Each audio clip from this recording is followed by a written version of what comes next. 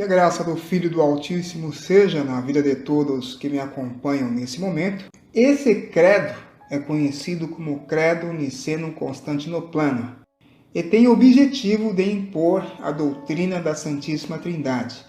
Ele é atribuído a São Atanásio, mas foi escrito na Idade Média, muito tempo depois da morte de Atanásio, quando a instituição cristã medieval exercia autoridade civil e religiosa sobre povos, línguas e nações que constituíam o antigo Império Romano.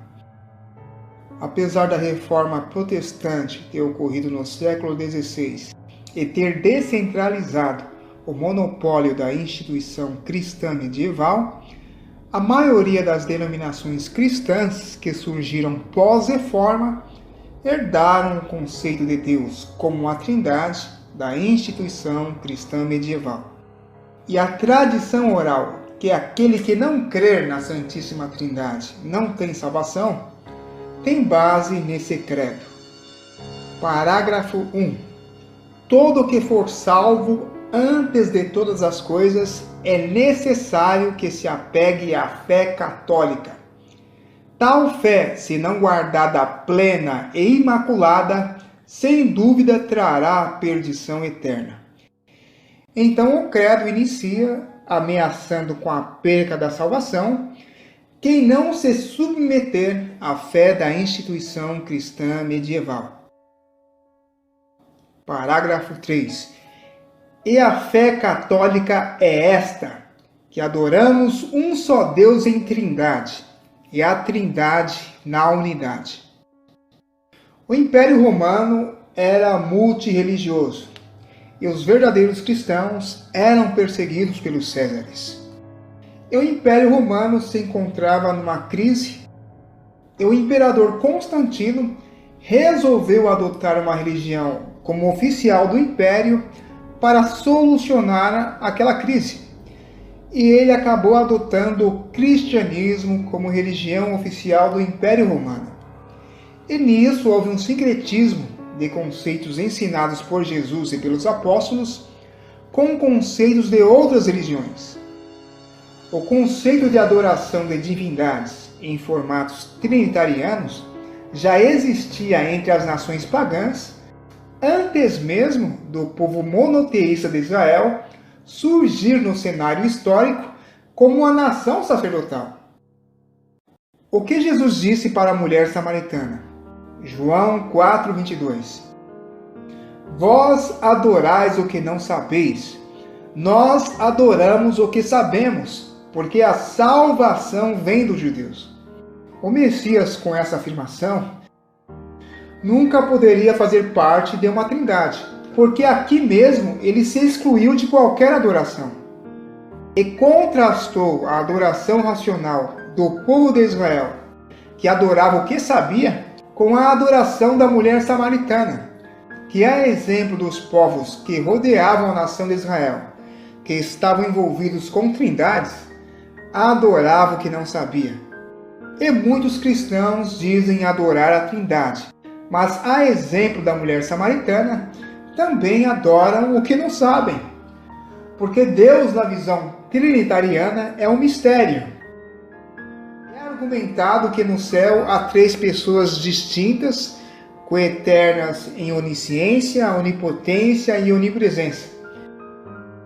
E que essas três pessoas, ao mesmo tempo que são três seres distintos, não são três deuses distintos, mas um só Deus composto.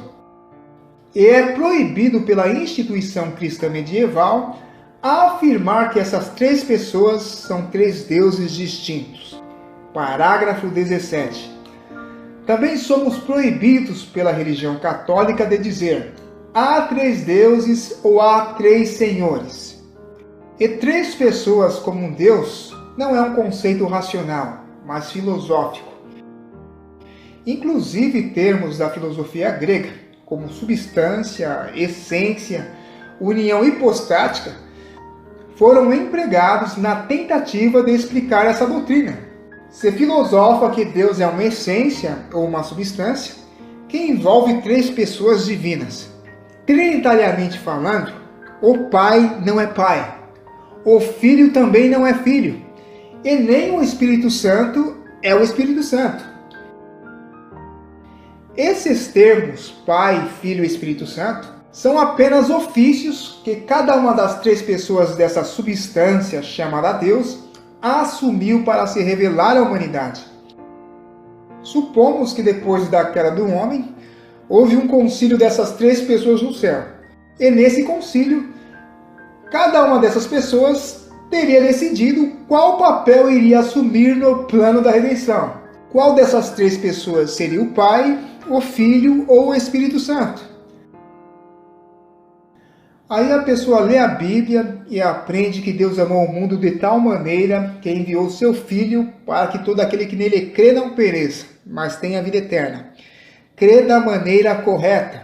Depois inventa de estudar teologia. Se aprofunda na anatomia do divino. E se torna um teólogo trinitariano, doutor em divindade. E passa a interpretar as palavras de Jesus à luz do trinitarianismo.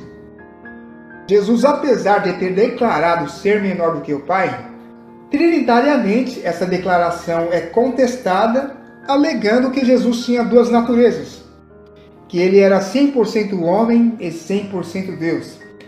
E ele alternava entre essas duas naturezas.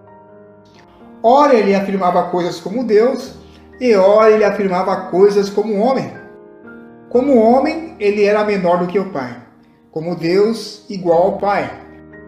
Como homem, morreu 100%. Mas como Deus, não morreu. Se Jesus fosse 100% homem e 100% Deus, ele nunca poderia ser um representante à altura do homem. Se ele fosse 100% homem e 1% Deus, ainda assim ele nunca seria um ser humano como nós. Imagine 100% homem e 100% Deus. Trinitariamente falando, Jesus só foi filho do Pai no contexto da sua humanidade. E quando na terra ele se ajoelhava, olhava para o céu e falava com o Pai, aquilo na verdade não era verdade. Trinitariamente falando, aquilo era apenas uma sujeição funcional.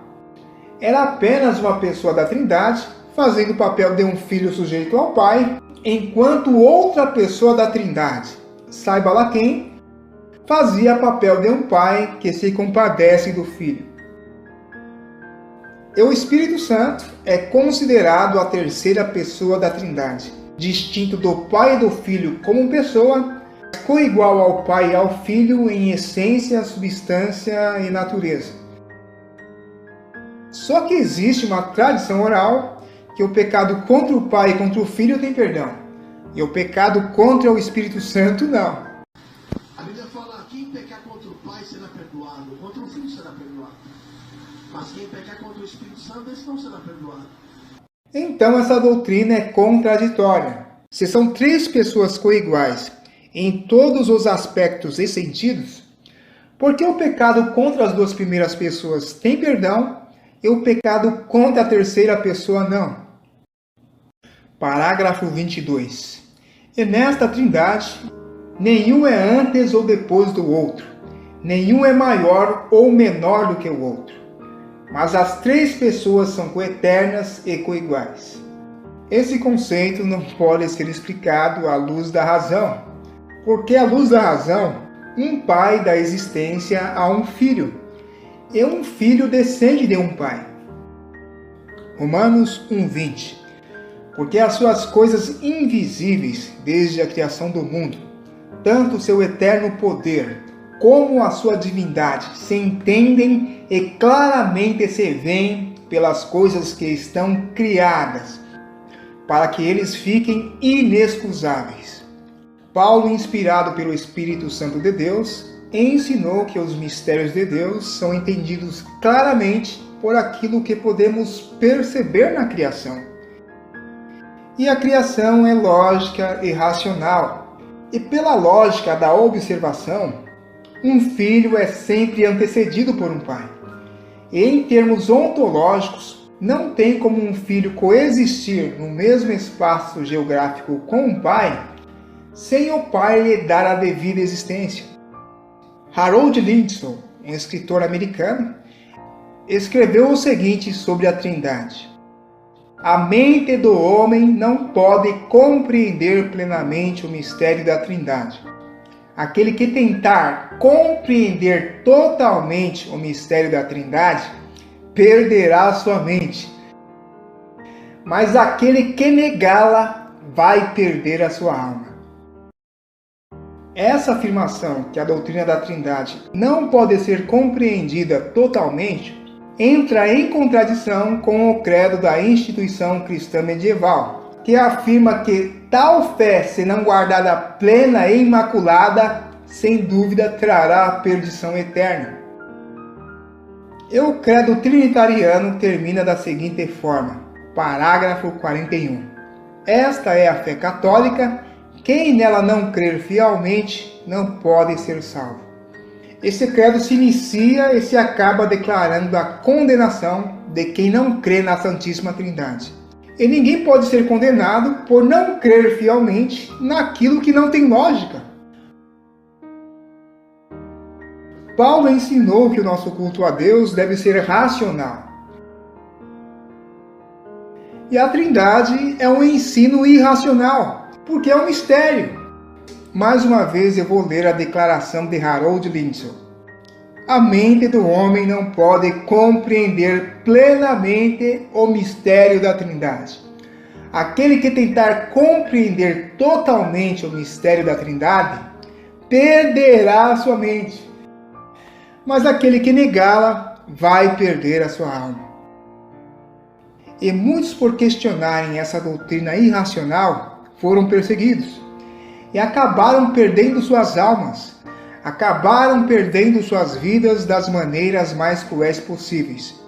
Porque a doutrina da Trindade é considerada como o principal dogma da instituição cristã medieval, e ela não aceitava que esse dogma fosse contestado. E uma coisa é crer no Pai, no Filho e no Espírito Santo. Outra coisa é ter a salvação condicionada a uma crença irracional baseada em textos fora de contexto, imposta por papas, padres, pastores e doutores. Gálatas 1:8.